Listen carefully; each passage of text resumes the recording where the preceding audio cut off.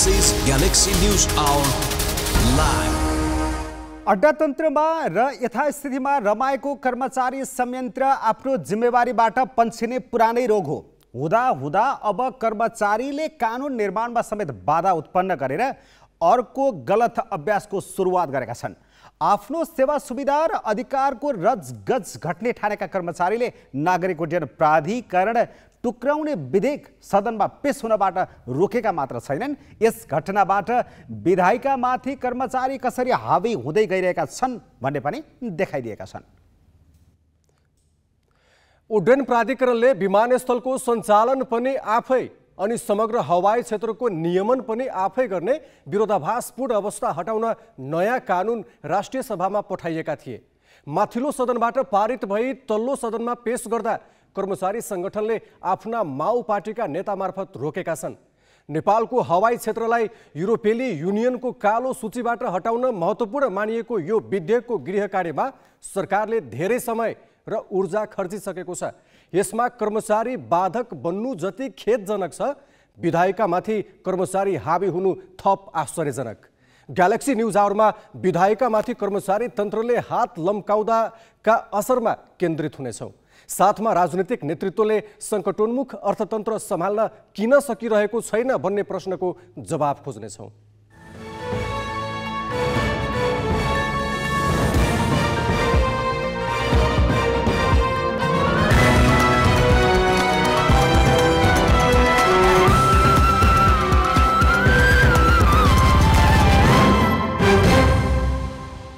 नमस्कार, यो हो ग्यालेक्सी न्यूज आवर। अब हेडलाइन्स।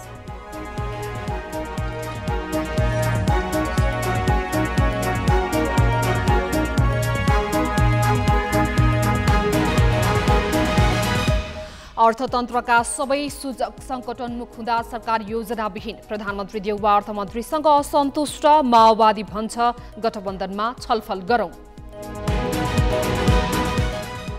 कानुन निर्माणमा समेत कर्मचारीका संगठनको दबदबा, राष्ट्रिय सभाबाट पारित भइसकेका 2 उड्डयन कानुन तल्लो सदनमा पेश हुनै लाग्दा रोकिए। ललितपुरमा झ्याल ढोका थुनेर एकै कोठामा सुतेका 5 जनाको मृत्यु, सामान्य सावधानी नअपनाउँदा वर्षेनी मानवीय क्षति। युक्रेन र रुस बीच आज तेस्रो पटक वार्ता, दुवै देशका विदेश मन्त्री बिहिबार टर्कीमा भेट्ने, युद्ध विराम उल्लङ्घन गरी रुसको आक्रमण जारी। र पहिलो अभ्यास खेलमा नेपालद्वारा श्रीलङ्का नेभी 111 रनले पराजित, बाँकी 3 खेलपछि विश्वकप लिग 2 खेल्न युएई जाने।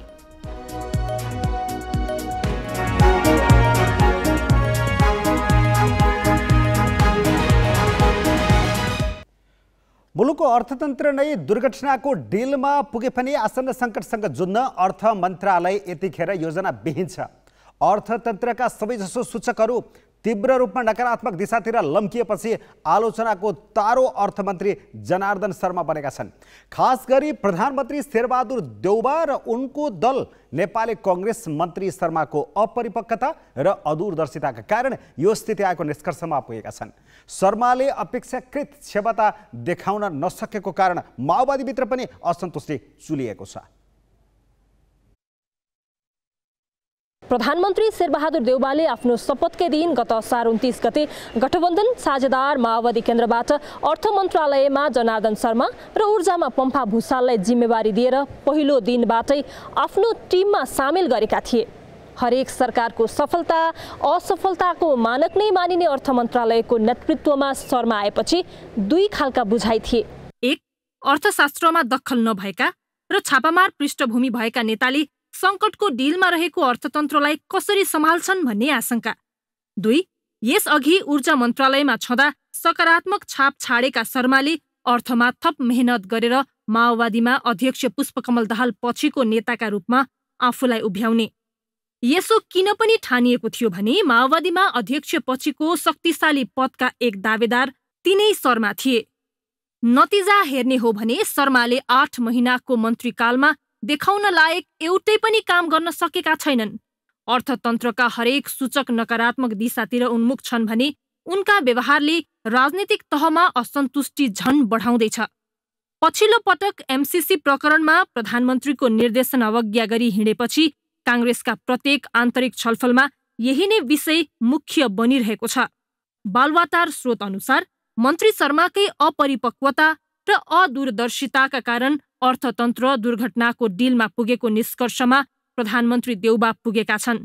उनको विकल्प नखोजिए प्रधानमन्त्री र काङ्ग्रेसकै साख धरापमा पर्न सक्ने बुझाइ काङ्ग्रेसमा देखिन्छ। यो कुरा काङ्ग्रेस प्रवक्ता पनि नकार्दैनन्।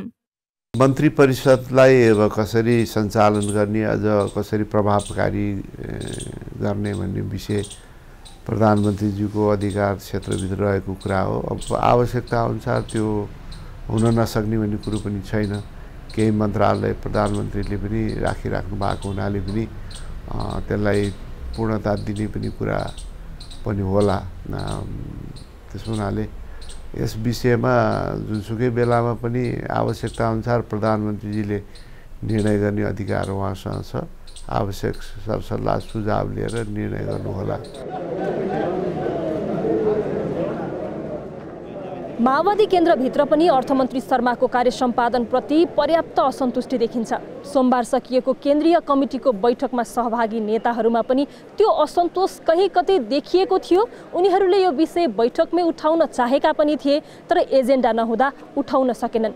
तर जे भए पनि अहिले प्रधानमन्त्री वा कङ्ग्रेसका तर्फबाट जसरी एकतर्फी रूपमा असन्तोष बाहिर आइरहेको छ, यसलाई बाहिर होइन गठबन्धनभित्रै बसेर छलफल गर्नुपर्छ भनेर उनीहरूले भनिरहेका छन्। अहिले कोही पनि मन्त्रीलाई फेरबदल गर्ने कुरो छैन। फेरबदल गर्ने या कुनै मन्त्रीको कार्य सम्पादन कमजोर भयो भने गठबन्धन र गठबन्धनका शीर्ष नेताहरू छलफल गर्नुपर्छ। अहिले अविश्वास भइरहेको छ। त्यसैले मेरो कङ्ग्रेसका नेताहरूसँग पनि अनुरोध कि एक वा अर्को गठबन्धनका सहभागी मन्त्रीहरूको बारेमा मूल्याङ्कन गरेर हिँड्ने भन्दा पनि समग्र गठबन्धन बसेर सरकारको कार्य सम्पादनको मूल्याङ्कन हुनुपर्छ। आवश्यक परे त फेरबदल हुन्छ। त्यसो त माओवादी केन्द्रभित्र पनि शर्माका प्रतिस्पर्धी नेताहरू अर्थमन्त्री र पार्टी महासचिवका आकाङ्क्षी छन्। पदाधिकारी चयनमा चलेको रस्साकस्सीकै बीच अध्यक्ष दाहालले कसैलाई पनि महासचिव नतोकेपछि एकै व्यक्ति लामो समयसम्म अवसर पाइरहने भनेर समेत बेचैनी व्यक्त हुन थालेको छ। अर्थात् पार्टीभित्रको शक्ति सङ्घर्ष, गठबन्धनको असन्तोष र रुग्ण अर्थतन्त्र शर्माको सत्ता यात्रामा एकैसाथ चुनौती बनेर देखा परेका छन्। क्यामेरामा जय तामाङका साथमा अङ्गराज नेउपाने र सृजना घिमिरे, ग्यालेक्सी 4K, काठमाडौँ। अर्थतन्त्रका सबै महत्त्वपूर्ण सूचक अहिले सङ्कट उन्मुख छन्। कोभिड पछिको पुनरुत्थान त कता हो कता अर्थतन्त्र झन् नयाँ सङ्कटले घेरिन थालेको छ। प्रमुख आर्थिक सूचक कसरी धाराशायी बन्दैछन् त? हेरौँ विनय बन्जाराको यो प्रस्तुति। अहिले मुलुकसँग भएको सबै विदेशी मुद्राले 6 महिनाको पनि आयात थ्याक्न नसक्ने अवस्था छ। हरेक महिना बढेको आयात धान्न सरकारले ढुकुटी रित्याउनु परिरहेको छ। राष्ट्र बैंकले 3,500 वस्तुको आयातमा कडाई गर्ने कोसिस गरे पनि त्यसले बजारमा तात्विक अन्तर ल्याउन सकेको छैन। अहिलेकै गतिमा व्यापार घाटा चुलिने हो भने आउँदो असार मसान्तमा 17 खर्ब हाराहारी व्यापार घाटा बेहोर्नु पर्ने हुन सक्छ। माघसम्मैकै व्यापार घाटाको पनि 10 खर्ब नागिसकेको छ। पोहोर 6 महिनामा जम्मा 15,000 जना वैदेशिक रोजगारीमा गएका थिए। यसपालि 1,67,000 भन्दा धेरै बाहिरिसकेका छन्। दोहोर्याएर विदेशिनीको सङ्ख्या पनि पोहोर 32,000 थियो, अहिले 1,30,000 नागिसकेको छ। यति हुँदाहुँदै पनि रेमिटेन्स बढ्न सकेको छैन। उल्टै पोहोरभन्दा 5.5% घटेको छ। मुलुकको भुक्तानी सन्तुलन 2.5 खर्बभन्दा बढी घाटामा छ। 2 वर्ष अघि अर्थतन्त्रको 27% रहेको सरकारी ऋण अहिले 40% नागिसकेको छ। मुलुक विदेशी ऋणको भारीले थिचिँदै गएको छ। तर यसरी बढेको ऋणले अर्थतन्त्रको सबलीकरणमा सहयोग गरेकै छैन। आर्थिक वृद्धि अहिले पनि 2% मा सीमित छ। ऋण बढ्दा आर्थिक वृद्धिमा सहयोग नपुग्नु अहिलेका लागि मात्रै होइन, भावी पुस्ताका लागि पनि गम्भीर चिन्ताको विषय हो।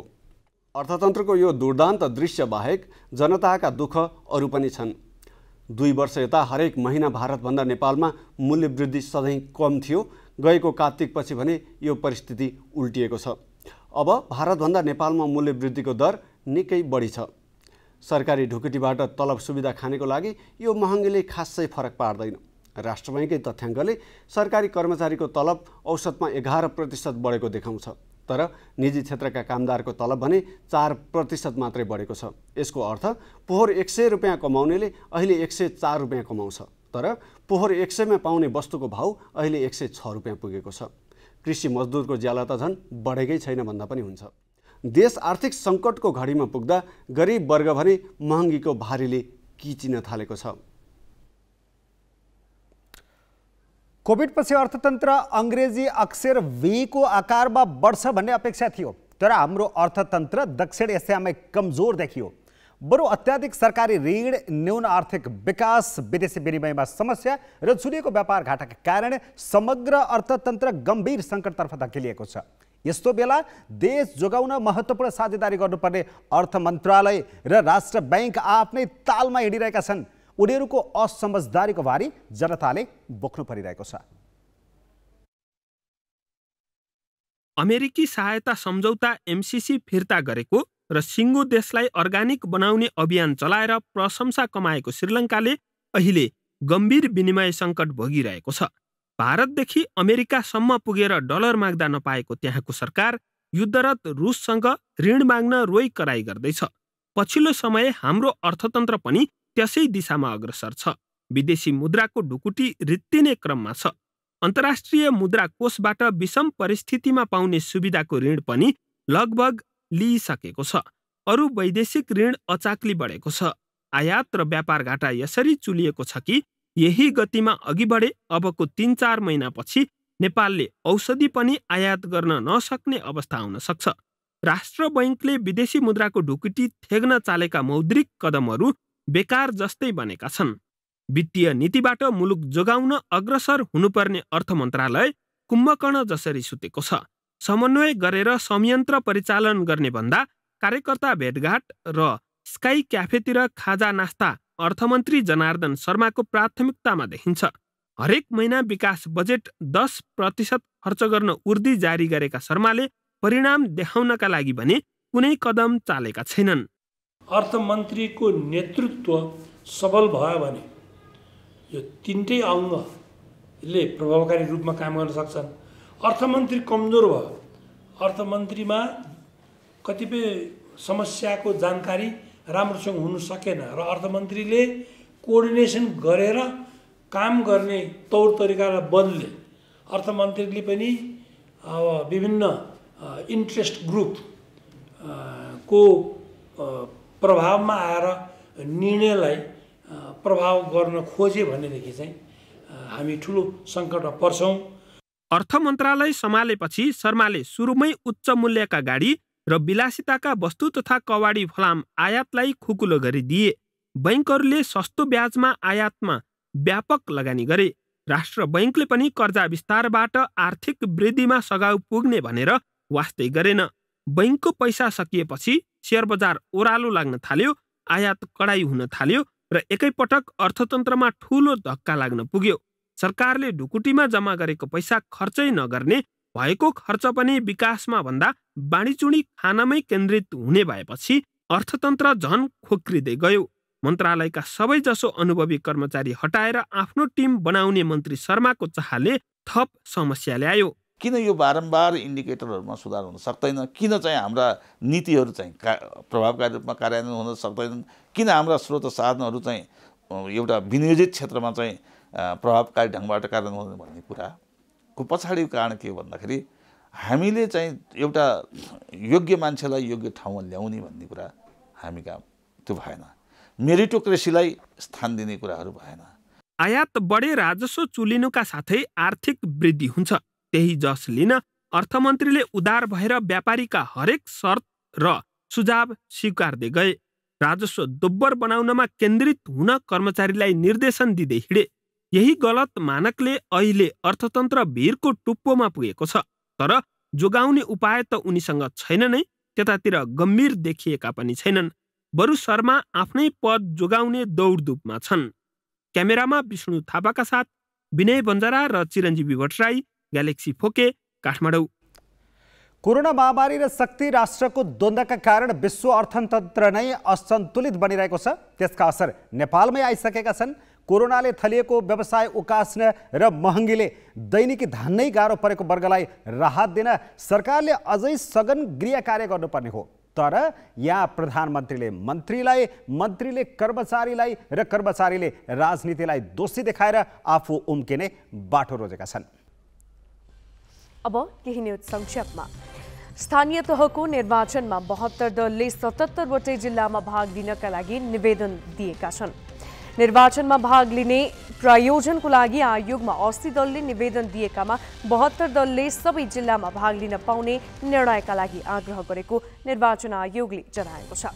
यस्तै आयोगले मतपत्रमा छपाई हुने निर्वाचन चिन्हको रङ परिवर्तन गर्ने निर्णय गरेको छ। आयोगका अनुसार चुनाव चिन्ह हरियो रङको हुनेछ। स्थानीय तहको अघिल्लो निर्वाचनमा चुनाव चिन्ह नीलो रङको थियो। आयोगले चैत्र दोस्रो सातादेखि निर्वाचन आचार संहिता लागू तयारी समेत गरेको छ। नेकपा माओवादी केन्द्रले स्थानीय तहको निर्वाचनपछि मात्र पदाधिकारी चयन गर्ने भएको छ। आकांक्षी धेरै भएर व्यवस्थापन गर्न हम्मे परेपछि अध्यक्ष पुष्पकमल दाहालले वैशाखपछि मात्र पदाधिकारी चयनको निर्णय गराएका हुन्। आज सम्पन्न केन्द्रीय कमिटिको बैठकमा दाहालले नेताहरू नजिकिएकाले स्थानीय तहको निर्वाचनमा खटिनुपर्ने कारण देखाएर पदाधिकारी चयनको प्रक्रिया तत्काल अगाडि नबढाउने प्रस्ताव गरेका थिए। उनको प्रस्ताव बैठकले ताली बजाएर स्वीकृत गर्यो। माओवादीले 2 महिना अघि महाधिवेशन गरी अध्यक्ष छानेको थियो। बैठकले केन्द्रीय कमिटिलाई पनि पूर्णता दिन सकेन। 15% मनोनित गर्ने भनी नाम प्रस्ताव गरिएकामा विवाद भएपछि तत्कालका लागि थाती राखिएको छ। परराष्ट्र मन्त्री नारायण खड्काले चीनसँगका नाकामा देखिएको समस्या समाधानका लागि आफूले निरन्तर पहल गरिरहेको बताएका छन्। मन्त्री खड्काले आज पत्रकार सम्मेलन गरी नाकामा देखिएको अवरोध हटाउन कर्मचारीको तहमा मात्र नभएर आफूले पनि निरन्तर पहल गरिरहेको बताएका हुन्। चीनले नाकामा अहिलेको अवरोधलाई कोभिडको प्रभाव भनेको मन्त्री खड्काले बताएका छन्। चीनसँगको तातोपानी नाका 2072 वैशाखको भूकम्पपछि ठप्प जस्तै छ भने रसुवागढी नाकामा पनि आवागमन सहज छैन। चीनको अवरोधका कारण नेपालका व्यापारीका संयौं गाडी नाकामै रोकिएका छन्। मन्त्री खड्काले कोभिड संक्रमण कम भएकाले चीनले अब चाँडै नै नाकाको अवरोध हटाउने विश्वास व्यक्त गरे। उनले दुवै नाका नेपालका लागि मात्र नभएर चीनका लागि पनि आवश्यक रहेको बताए। नेपाली कांग्रेसले विद्यालय शान्ति क्षेत्र राष्ट्रिय ढाँचा र कार्यान्वयन निर्देशिकाको खिल्ली उडाउँदै सिराहामा विद्यालय नै बन्द गराएर जिल्ला अधिवेशन गरेको छ। कांग्रेसले आज सिराहाको गोलबजार स्थित जनता आधारभूत नमुना मावि बन्द गरेर अधिवेशन गरेको हो। अधिवेशनका कारण 1000 भन्दा बढी विद्यार्थी पढ्नबाट वञ्चित भएका छन्। विद्यालय बन्द गरेर राजनीतिक दलको अधिवेशन गरेपछि स्थानीयले विरोध जनाएका थिए। विद्यालयमा पठन पाठन नै ठप्प पारेर अधिवेशन गरिनु निन्दनीय भएको उनीहरूको भनाइ छ। यस विषयमा सरकारवाला निकायका कोही पनि बोल्न चाहेनन्। अधिवेशनमा सिराहाका प्रमुख जिल्ला अधिकारी लालबाबु कवारी र जिल्ला प्रहरी प्रमुख अर्जुन प्रसाद तिमेलसेना पनि साक्षी थिए। यसैबीच संस्थापन पक्षका रामचन्द्र यादवका कार्यकर्ता पटक पटक भोट हाल्न गएको आरोप लगाउँदै संस्थापन इतर पक्ष मतदान स्थलबाट बाहिरिएको थियो। विवाद बढेपछि मतदान स्थगित भएको छ। संसदीय समितिले नोबेल मेडिकल कलेजका अनसनरत 10 विद्यार्थीलाई पढ्न सक्ने वातावरण बनाउन सरकारलाई निर्देशन दिएको छ। शिक्षा तथा स्वास्थ्य समितिले आज शिक्षा मन्त्रालयका अधिकारी र चिकित्सा शिक्षा आयोगका उपाध्यक्षलाई बोलाएर छलफल गरी 7 दिनभित्र विद्यार्थीले निर्धक्कसँग पढ्ने वातावरण बनाउन निर्देशन दिएको हो। समितिले होस्टललाई अनिवार्य नगराउन तथा अतिरिक्त शुल्क नलिने सुनिश्चित गर्न पनि भनेको छ। शुल्कको विरोध गर्दा कलेजले भौतिक आक्रमणको धम्की दिएको भनी कलेजका 10 विद्यार्थी एक सातादेखि काठमाडौँमा अनसनरत छन्। समितिले ती विद्यार्थीलाई सकेसम्म नोबेल मेडिकल कलेजमै र नभए अन्यत्र भए पनि पढ्ने व्यवस्था मिलाउन निर्देशन दिएको छ। नेपाल धितोपत्र बोर्डका अध्यक्ष रमेश हमालले शेयर कारोबारमा लगानीकर्ताले बुझाउनुपर्ने शुल्क घटाउने संकेत गरेका छन्। बोर्डका अध्यक्ष हमालले आज सञ्चारकर्मीसँगको अन्तर्क्रियामा लगानीकर्ताको हित आफ्नो मुख्य प्राथमिकतामा रहेको बताएका छन्। उनले कारोबारमा लगानीकर्ताले बुझाउने शुल्कबारे अध्ययन गरी आवश्यक निर्णय लिने बताए। छिमेकी देश भारतको पनि अध्ययन गर्ने उनको भनाइ छ। सेयर कारोबारमा लगानीकर्ताले अहिले कारोबार रकमको 0.4% सम्म शुल्क तिर्दै आएका छन्। लगानीकर्ताले त्यो शुल्क 0.25% भन्दा बढी हुन नहुने बताउँदै आएका छन्। बोर्डका अध्यक्ष हमालले सेयर बिक्रीको रकम लगानीकर्तालाई नियम अनुसार समयमै नदिने ब्रोकर कम्पनीलाई कारबाहीको दायरामा ल्याउने पनि बताएका छन्। कानुन बनाउने जिम्मेवारी जननिर्वाचित प्रतिनिधिको हो। कर्मचारीले राजनीतिक नेतृत्वको आदेश पालना गर्ने हो। तर यहाँ ठिक उल्टो भइरहेको छ। कर्मचारीले विधायकी काममा हात लम्काएका छन् भने राजनीतिक नेतृत्वको कर्मचारीको इसारामा नाच्दैछन्। बाँकी विनय कुमारबाट। कर्मचारीको काम कानुन कार्यान्वयन र सेवा प्रवाह हो। त्यसकै लागि करदाताले तिरेको रकमबाट सरकारले कर्मचारीलाई महिनै पछि तलब भत्ता दिन्छ। त्यसबाहेक उनीहरूले पाउने अरू सुविधा पनि करदाताले तिरेकै रकमबाट बेहोरिने गरिएको हो। तर हामी कहाँ तीनै कर्मचारीले कानुन निर्माणमा समेत अवरोध गर्दै आएका छन्। यसअघि संसदीय समितिले पारित गरिसकेको विधेयक प्रतिनिधि सभाबाट फिर्ता गराउन लगाएका कर्मचारीले अहिले नेपाल नागरिक उड्डयन प्राधिकरण टुक्र्याउने सम्बन्धी विधेयक सरकारलाई संसदमा लानै दिएका छैनन्। प्रतिनिधि सभाको फागुन 18 गतेको बैठकमा हवाई सेवा प्राधिकरण र नेपाल नागरिक उड्डयन प्राधिकरण विधेयक पेश गर्ने सम्भावित कार्यसूची थियो। तर दिउँसो 1 बजेको बैठकमा ती दुई विधेयक पेश भएनन्। कर्मचारीको दबावमा विधेयकलाई कार्यसूचीमै राखिएन। प्रतिनिधि सभाको बैठक आइतबार पनि बस्यो, तर विधेयक पेश गर्ने कार्यसूची नै थिएन। यी दुवै विधेयक 2076 फागुन 11 मा राष्ट्रिय सभामा पेश गरिएका थिए। नेपाल नागरिक उड्डयन प्राधिकरणका कर्मचारी त्यतिखेरदेखि नै विरोधमा थिए। तर राष्ट्रिय सभाले दफावार छलफल गरेर साउन 18 गते विधेयक पारित गर्यो। कार्यान्वयनका लागि विधेयक प्रतिनिधि सभाबाट पारित हुनुपर्छ। तर गत साउनमा 1 सातासम्म तालाबन्दीमा उत्रिएका कर्मचारीले अहिले विधेयक अगाडि बढाउन दिएका छैनन्। युरोपियन युनियन र निजी क्षेत्रको स्वार्थमा प्राधिकरण टुक्राउन लागि भनेर उनीहरू कानुन निर्माणमै तगारुको रूपमा प्रस्तुत भएका हुन्।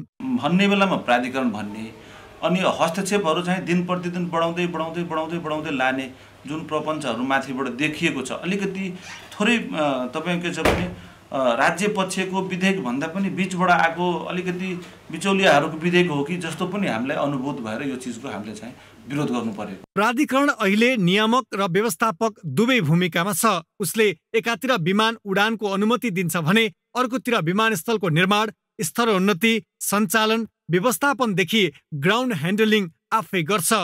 हवाई सुरक्षा जाँच गर्ने काम पनि प्राधिकरणले नै गर्दै आएको छ।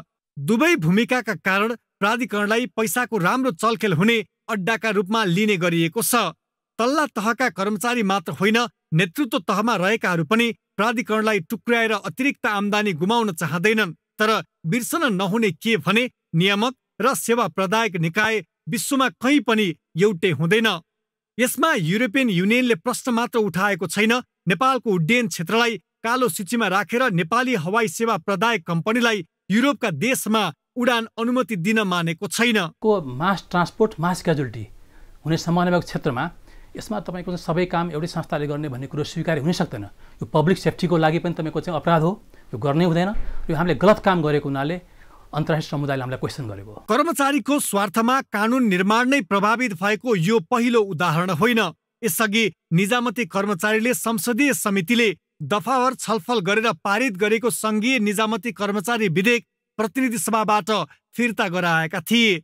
3 वर्ष अघि संसदमा दर्ता भएको उक्त विधेयक राज्य व्यवस्था समितिले निकै माथापच्चे बीच पारित गरेकोमा कर्मचारीले आफू अनुकूल नभएपछि असोज 22 मा सरकारलाई फिर्ता गराउन लगाए।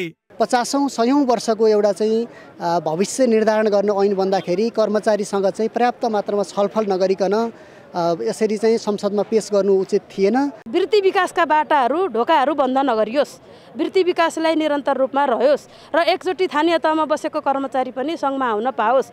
तिनै कर्मचारीले अहिले आफ्नो स्वार्थ पूरा हुने गरी कानुन बनाउन दबाब दिइरहेका छन्। कानुन कस्तो बनाउने यो सांसदहरूको अधिकार हो। कानुनमा सरकारवालाको चासो सम्बोधन गर्नुपर्छ।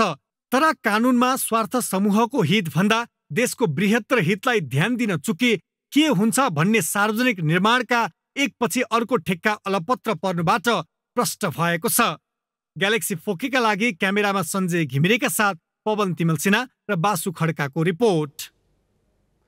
प्रतिनिधि सभाबाट पारित गर्ने तयारीमा रहेको निजामती कर्मचारी विधेयक कर्मचारीकै दबावमा सरकारले फिर्ता गरेको थियो।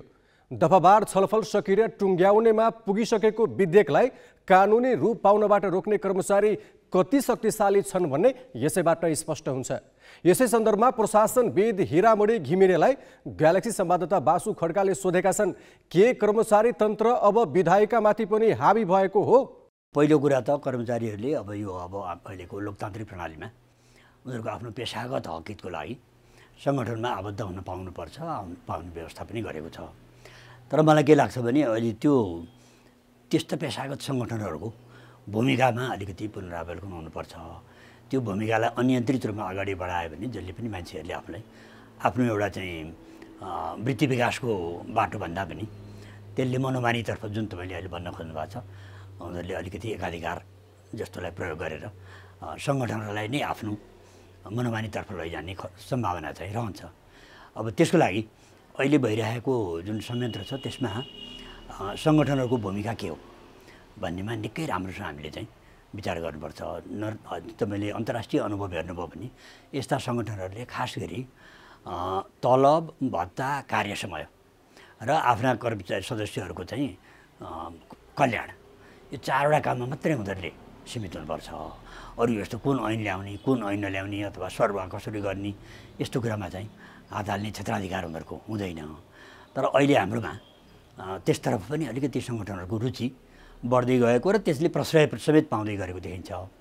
अब त्यसमा अलिकति उनीहरूलाई चाहिँ समर्थन राजनीतिक क्षेत्रबाट पनि भएको छ। राजनीतिक संस्थाहरूसँग आबद्ध भयो अनि त्यसको नाजायज फाइदा उठाएर यो प्रकारका गतिविधिहरूमा लाग्न अलिकति त्यसले चाहिँ छुट दिइरहेको छ।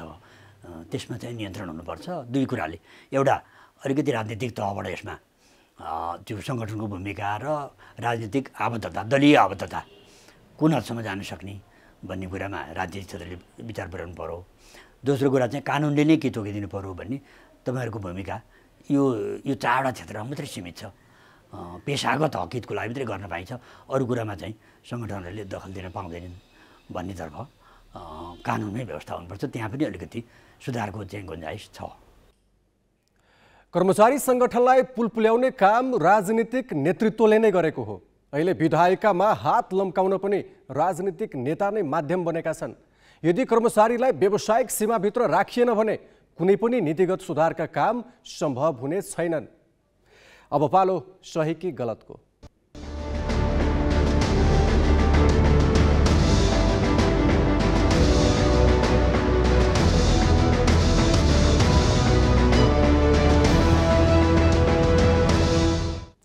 सही कि गलतमा हिजो हामीले सोधेको प्रश्न थियो, संसद अवरोध पनि गर्ने र प्रधान न्यायाधीश माथिको महाभियोग सिफारिस समितिमा पनि बस्ने नेकपा एमालेको भूमिका सही लाग्यो कि गलत?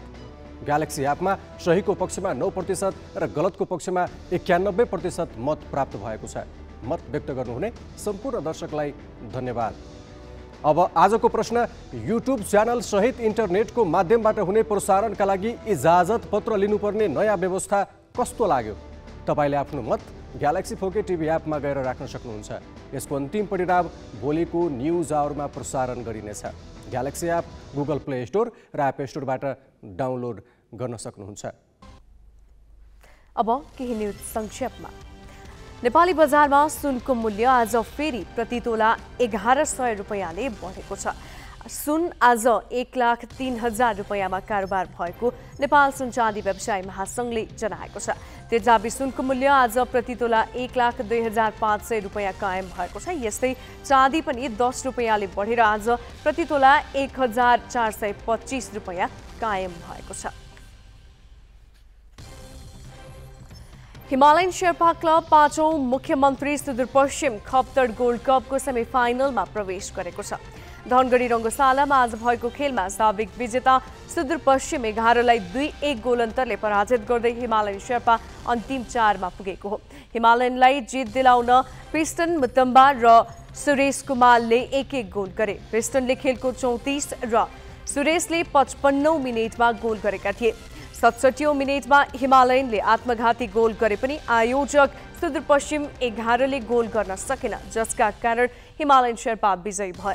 हिमालयनले फाइनल प्रवेशका लागि मनाङ मर्स्याङ्दी क्लबको सामना गर्नेछ। एपीएफ क्लबलाई 2-1 गोलले हराउँदै Sadhubato youth club Jhapa gold cup फुटबलको सेमिफाइनलमा प्रवेश गरेको छ। बिर्तामोड स्थित डोमालाल राजवंशी रङ्गशालामा आज भएको खेलको पहिलो हाफ गोलरहित बराबरीमा सकियो। दोस्रो हाफमा 3 मिनेटको अन्तरमा लिगमा जायन्ट किलरको छवि बनाएको साधुबाटोले 2 गोल गरे। 82औं मिनेटमा सुशील राई र 85औं मिनेटमा निरज चौधरीले गोल गरे। खेलको इन्जुरी समयमा दिपेश धिमालले 1 गोल फर्काए। भोलिको क्वार्टर फाइनलमा शङ्कटा र थ्रेस्टार बीच खेल हुनेछ। नेपालले उत्कृष्ट बोलिङ गर्दै पहिलो अभ्यास खेलमा श्रीलङ्काको नेभी स्पोर्ट्सलाई 111 रनको फराकिलो अन्तरमा हराएको छ। आज टस जितेर पहिले ब्याटिङ गरेको नेपाल 37.1 ओभरमा 214 रनमा अल आउट भयो। दिपेन्द्र सिंह ऐडीले 52 बलमा 3 चौका र 1 छक्का सहित सर्वाधिक 43 रन जोडे। आसिफ शेखले 36 र विनोद भण्डारीले 22 रन बनाए। बोलिङमा स्पिनर अरविन्द अकुरोडाले 4 र एअब दत्तले 3 विकेट लिए। 215 रनको लक्ष्य पछ्याएको नेभी स्पोर्ट्स 28.5 ओभरमा 103 रनमा अल आउट भयो। उसका लागि मधु शङ्काले सर्वाधिक 39 रन बनाए। अन्य खेलाडी क्रिजमा टिक्न सकेनन्। नेभीलाई स्वास्थ्यमा समेट्न कप्तान सन्दीप लामिछानेले 3 तथा ज्ञानेन्द्र मल्ल र विक्रम सोमले 2-2 विकेट लिए। श्रीलङ्कामा बाँकी 3 अभ्यास खेल खेलेपछि नेपालले युएईमा आइसिसी विश्वकप लिग 2 को त्रिकोणात्मक सिरिज खेल्नेछ। त्रिभुवन आर्मी क्लब प्रथम वीर गणेशमान सिंह राष्ट्रिय फेन्सिङ प्रतियोगिताको टिम च्याम्पियन बनेको छ। 6 स्वर्ण 2 रजत र 6 कांस्य पदकका साथ आर्मी टिम च्याम्पियन बनेको हो। 3 स्वर्ण 5 रजत र 8 कांस्य सहित एपीएफ दोस्रो भयो। बागमती प्रदेश तेस्रो भयो। उसले 3 स्वर्ण 5 रजत र 3 कांस्य जितेको छ। प्रतियोगिताको अन्तिम दिन महिला फाइलतर्फ एपीएफकी मन्दिरा थापाले स्वर्ण जितिन्। उनले आर्मीकी रमा सिंहलाई हराइन्। पुरुषतर्फ टिम फाइलमा आर्मीले स्वर्ण जित्यो। आर्मीले बागमतीलाई 45-29 ले हरायो। टिम महिला सावरमा पनि आर्मीले स्वर्ण हात पार्यो। फाइनलमा आर्मीले एपीएफलाई 45-36 अङ्कले पराजित गर्यो। महिला टिम फाइलतर्फ एपीएफले बागमती प्रदेशलाई 45-36 अङ्कले हराएर स्वर्ण हात पार्यो। पुरुष इपी टिमतर्फ आर्मीले एपीएफलाई 45-40 अङ्कले पराजित गर्दै स्वर्ण प्राप्त गर्यो। 3 दिने प्रतियोगितामा 6 टिमका 114 खेलाडीले प्रतिस्पर्धा गरेका थिए। युक्रेन र रुसका प्रतिनिधिबीच आज तेस्रो वार्ता हुने भएको छ। युक्रेनको स्थानीय समयअनुसार अपराह्न 4 बजे वार्ता सुरु हुने सञ्चार माध्यमले जनाएका छन्। वार्ताका लागि युक्रेनको टोली बेलारुस पुगेको छ। रुसले युक्रेनमा आक्रमण थालेपछि दुई देशका अधिकारीहरूबीच यसअघि 2 पटक वार्ता भइसकेको छ। रुस युक्रेन सङ्कटलाई लिएर रुसी विदेश मन्त्री सर्गेई लाभ्रोभ र युक्रेन विदेश मन्त्री दिमित्रो कुलेबाबीच आगामी बिहिबार टर्कीमा भेटवार्ता हुने जनाइएको छ। यसैबीच रुसले युक्रेनका विभिन्न शहरमा फँसेका सर्वसाधारणलाई सुरक्षित रूपमा बाहिर निकाल्न केही शहरमा अस्थायी युद्धविराम घोषणा गरेको छ। तर आफैले घोषणा गरेको युद्धविरामको उल्लङ्घन गर्दै रुसले लगातार मानवीय उद्धारकै क्रममा हवाई आक्रमण गरेको छ। पछिल्लो आक्रमणमा 3 जनाको मृत्यु भएको छ। यस्तै चीनको विदेश मन्त्रालयले रुस युक्रेन वार्ताका लागि रचनात्मक भूमिका निर्वाह गर्न इच्छुक रहेको जनाएको छ। विदेश मन्त्री वाङ यीले शान्ति वार्तालाई प्रवर्धन गर्न चीनले पहिले नै केही काम गरिसकेको र सबै पक्षसँग सम्पर्कमा रहेको बताएका छन्। आजै भारतका प्रधानमन्त्री नरेन्द्र मोदीले रुसका राष्ट्रपति भ्लादिमिर पुटिन र युक्रेनका राष्ट्रपति भोलोदिमिर जेलेन्स्कीसँग फोन वार्ता गरेका छन्। सामान्य सावधानी नअपनाउँदा वा चेतना नहुँदा ललितपुरमा ठूलो मानवीय क्षति भएको छ। एकै परिवारका 5 जनाको ज्यान जाने त्यस घटनाको विस्तृत विवरण निमेश बन्जारेबाट। सुत्ने कोठामा पर्याप्त हावा खेल्न सक्ने अवस्था छ कि छैन भनेर सामान्य सावधानी अपनाउन नसक्दा ललितपुरमा एकै परिवारका 5 जनाको ज्यान गएको छ। मृत्यु हुनेमा 2 दिने शिशु र सुत्केरी समेत छन्। ललितपुर कोन्जोङ गाउँपालिकामा पर्ने नुल्लुका सुभाष स्याङताङ र सुषमा स्याङताङको जीवनमा शनिबार मात्रै छोराको आगमन भयो। थापाथली स्थित प्रसुति गृहमा सुत्केरी भएपछि सुषमालाई अस्पतालले आइतबार नै घर पठाएको थियो। परिवारमा नयाँ सदस्यको आगमनपछिको खुसी 24 घण्टा पनि टिक्न पाएन।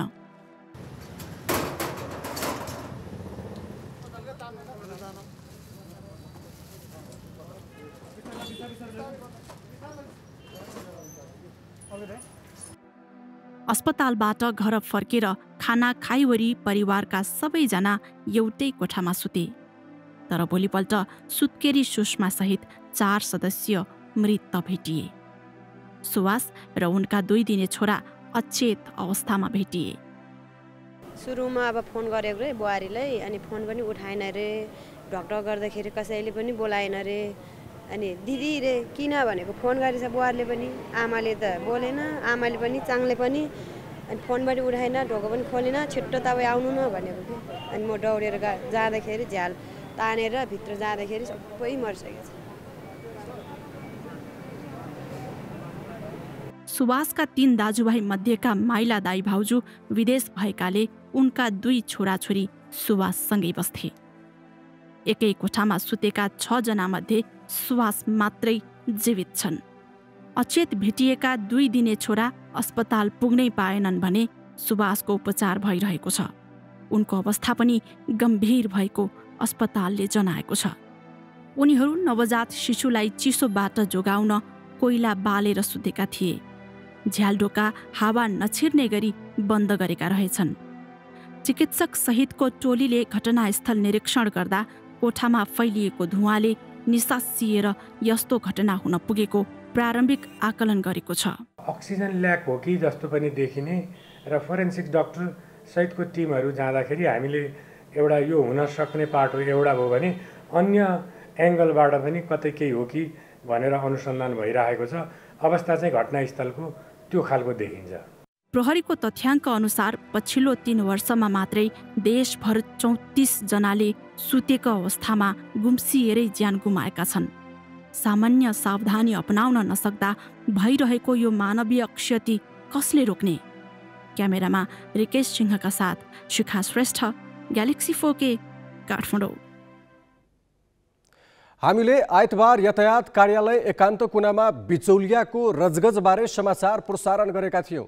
त्यो समाचारले बागमती प्रदेश सरकारमा हलचल मचिएको छ। प्रदेशका श्रम रोजगार तथा यातायात मन्त्री घनश्याम दाहाल आज यसबारे बुझ्न हेटौडाबाट यातायात कार्यालय आइपुगे। उनले कम्प्युटरमा अनधिकृत व्यक्तिको पहुँचबारे कर्मचारीलाई त झपारे नै 2 जनासँग स्पष्टीकरण लिन लगाई यस्ता त्रुटि दोहोरिए ठाउँको ठाउँ कारबाही गर्ने चेतावनी दिएका छन्। यातायात कार्यालय एकान्त कुना बागमती प्रदेशको श्रम रोजगार तथा यातायात मन्त्रालय मातहत पर्छ। कार्यालयका कर्मचारीले सर्भर डाउन भएको सूचना टाँस गरी सेटिङमा बिचौलियालाई महत्त्वपूर्ण विवरण सहितको कम्प्युटर चलाउन दिएको दृश्य सहितको सामग्री हामीले आइतबार प्रसारण गरेका थियौं।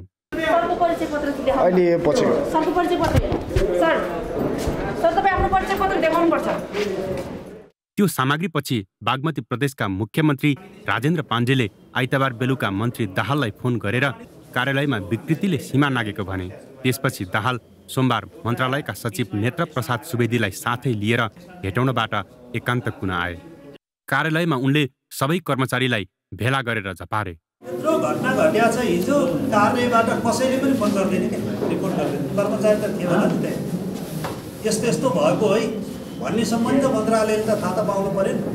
अनि के हुन्छ हामीले मिडियाहरूबाट थाहा पाउने हो त।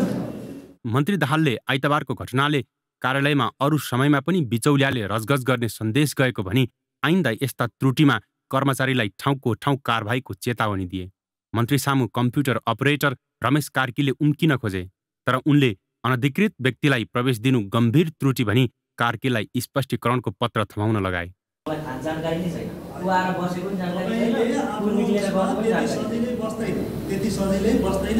तपाईसँग कहिलेकाहीँ ऊ आएर नबस्ने भयो, त्यति सजिलै आएर हेर्ने आँट गर्छ कसैले।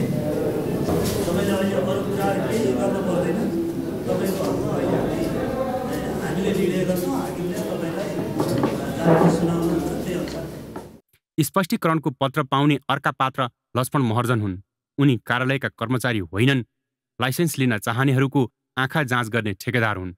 कर्मचारीसँगको सेटिङमा आफ्नो सीमा नागेर कम्प्युटर चलाउने बिचौलिया यिनै महर्जन हुन्। मन्त्रीले कार्यालय प्रमुख नरहेको र अरू कर्मचारीमा जवाफदेहिता नदेखिएकाले महर्जन जस्ता बिचौलियाले रजगज गर्ने मौका पाएको भनेका छन्।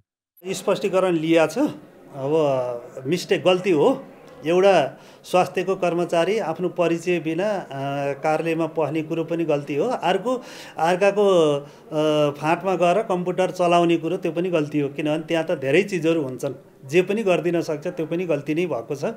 अर्को पत्रकारहरूले उहाँलाई सोद्धा उहाँले आफ्नो परिचय खुलाउनु भएको छैन, त्यो गल्ती छ। जुन कर्मचारी त्यो फाँटमा हुनुहुन्थ्यो उहाँ कि त आफ्नो कम्प्युटर लक गरेर जानु पर्थ्यो, होइन भने त्यसरी आएर ढुक्कले त्यहाँ बसेर कम्प्युटर चलाउने साहस कसरी गर्यो भन्दा कहीँ न कहीँ हिजो अस्ति पनि हुन्थ्यो कि भन्ने चाहिँ लाग्छ मलाई।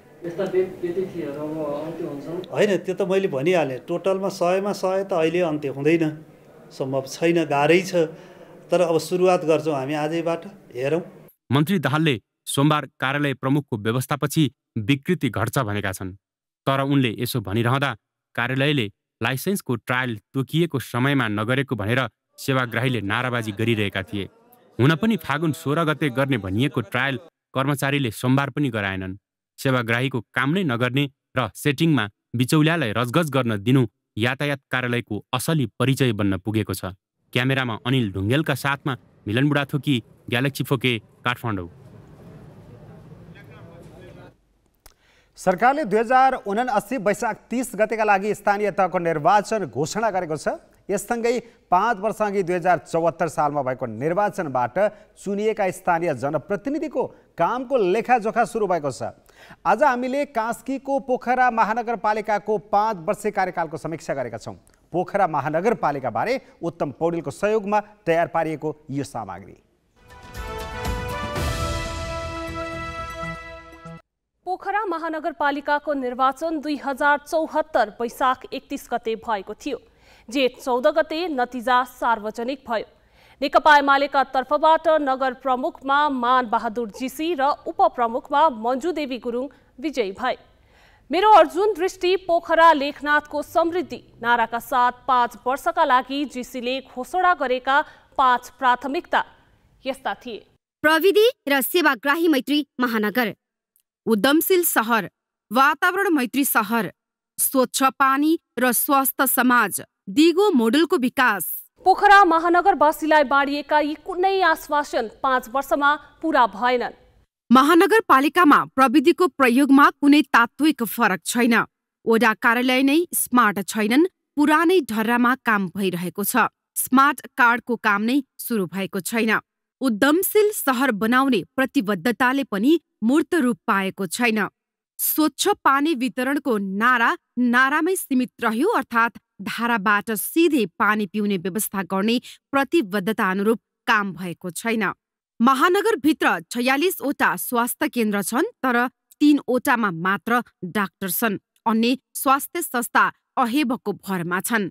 त्यस्तै 33वटा ओडालाई जोड्ने गरी 3वटा चक्रपथ बनाउने महत्त्वकांक्षी नारा पनि हावादारी ठहरियो।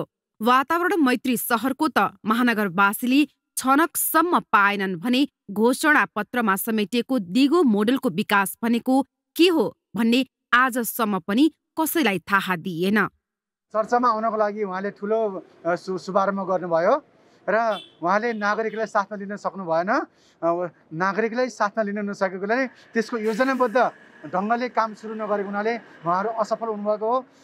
त्यसले कुनै पनि कुरामा उहाँले हातले कुनै पनि कुरामा उहाँ सफल हुन सक्नुभएको छैन।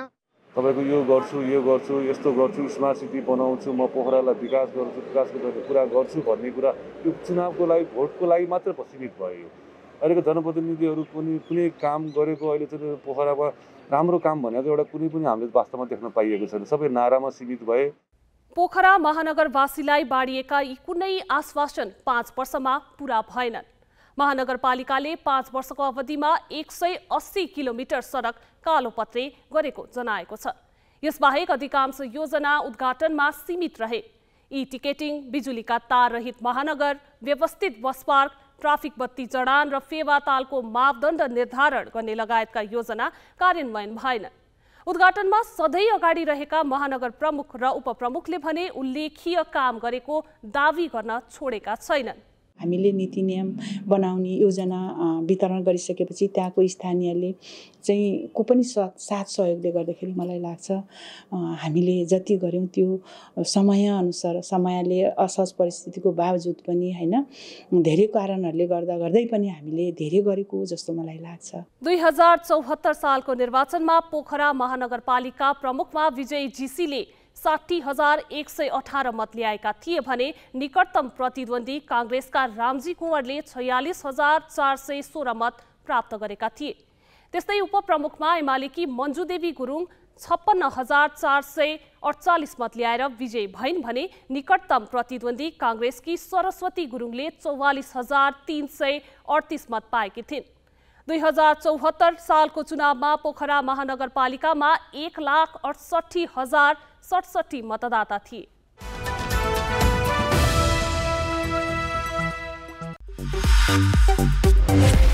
बिजनेस न्यूज का साथमा कर्पोरेट पे व्यावसायिक भुक्तानीलाई सरल बनाउँदै प्रणालीमा आबद्ध हुन आजै आफ्नो बैंक तथा वित्तीय संस्थामा सम्पर्क गर्नुहोस्।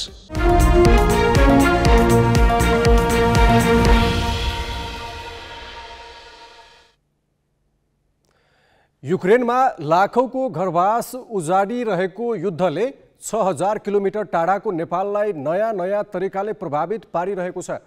यस युद्धले संसारभर महँगी बढाएको छ।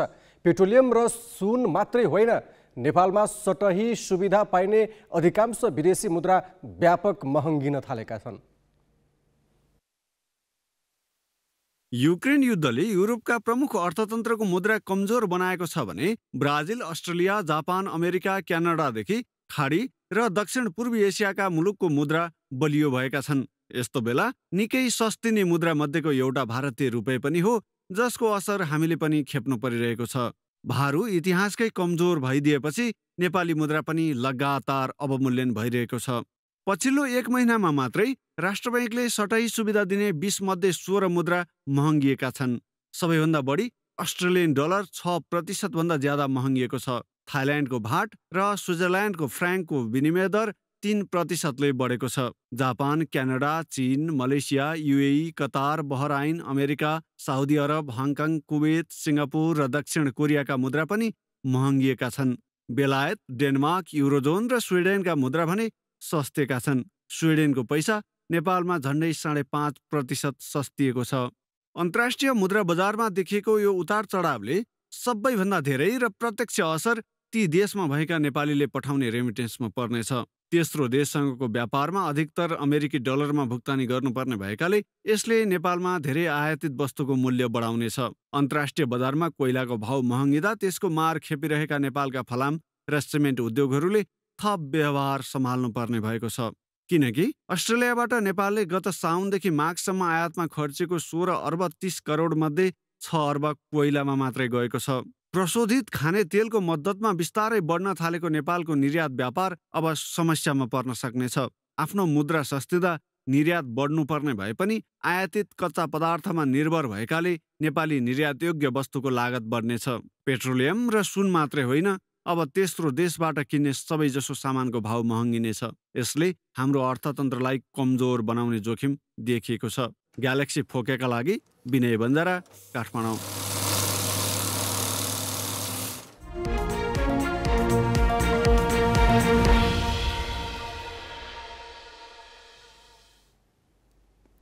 काठमाडौँमा आयोजित प्रथम वीर गणेशमान सिंह राष्ट्रिय फेन्सिङ प्रतियोगितामा 11 वर्षीय प्रतियोगी प्रतीक्षा राणाले सबैको ध्यान तानिन्। उनको उमेर एउटा कारण थियो भने उनको प्रदर्शन अर्को प्रमाण थियो। 8 वर्षको उमेरदेखि तेक्वान्दो खेलेकी पोखराकी प्रतीक्षाले 1 महिना अघि मात्रै तरवार चलाउन सिकिन् र आफ्नो कला देखाइन्। उनको आत्मबल यति बलियो देखियो कि शाखा पदाधिकारीहरूसँगको प्रतिस्पर्धामा पनि उनी कति पनि डगमगाइनन्।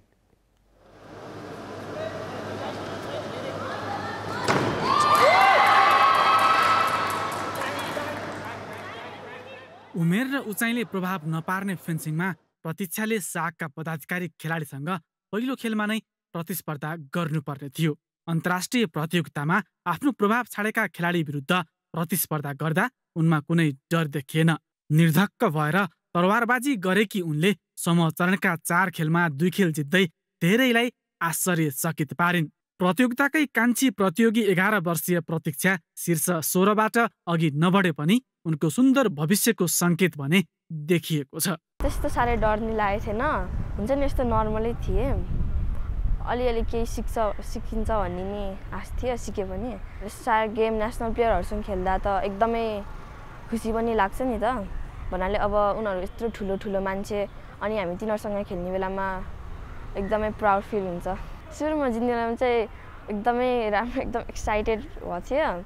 प्रतीक्षालाई 3 वर्ष प्रशिक्षक रेखमाया गुरुङले टेक्वान्डो सिकाएकी थिइन्। फेन्सिङ पनि उनैले सिकाइन्। लगनशील र मेहनती प्रतीक्षालाई टेक्वान्डोबाट फेन्सिङमा ढाल्न कुनै गाह्रो भएन।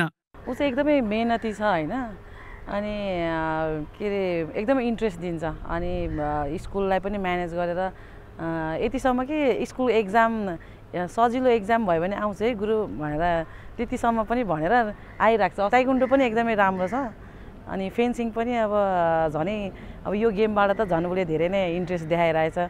फेन्सिङ खेलबारे नेपालमा धेरैलाई थाहा छैन।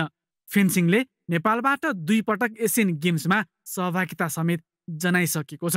घरेलु भूमिमा सम्पन्न 13औं सागमा जितेको 4 रजत र 6 काँस्य पदक नै अहिलेसम्मको ठूलो सफलता हो। ओलम्पिकमा फेन्सिङबाट नेपालको सहभागिता 0 छ। त्यो गेमहरू चाहिँ नि स्टार गेम त्यस्तोमा इन्टर गर्न पाएको नि राम्रो, अनि फेन्सिङमा चाहिँ जुनियरमा अब स्टार गेम ओलम्पिक त्यस्तोमा जस्ट इन्टर गर्न पाए नि एकदम राम्रो। प्रतीक्षालाई खेलकुदमा लाग्न परिवारले पनि सहयोग गरेको छ। उनकी आमा मनु राणा ब्याडमिन्टन खेलाडी हुन्, त्यसैले पनि उनले सानै उमेरमा खेलकुदलाई चिन्ने अवसर पाइन्। फेन्सिङ खेल खासै चर्चामा छैन, सफलता पनि उम्दा छैन, तर प्रतीक्षा जस्ता युवा खेलाडीमा देखिएको आकर्षणले फेन्सिङलाई अगाडि बढाउन मद्दत गर्न सक्छ। यसका लागि खेलाडीलाई प्रशिक्षण र अवसर दिन जरुरी छ।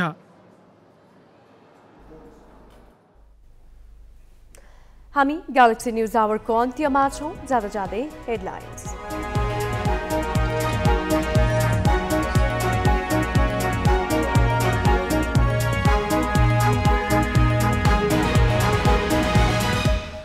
अर्थतन्त्रका सबै सूचक सङ्कटोन्मुख हुँदा सरकार योजनाविहीन, प्रधानमन्त्री देउवा अर्थमन्त्रीसँग असन्तुष्ट, माओवादी भन्छ गठबन्धनमा छलफल गरौँ।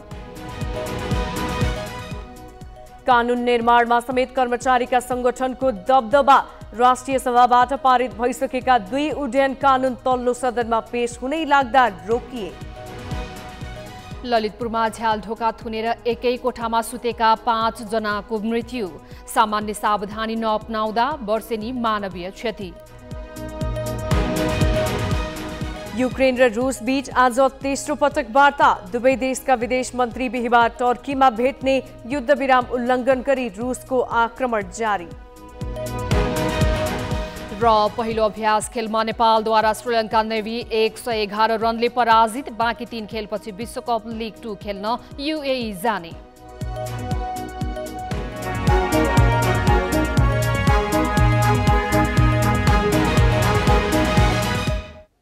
आजलाई ग्यालेक्सी न्युज आवर सकियो। नमस्ते।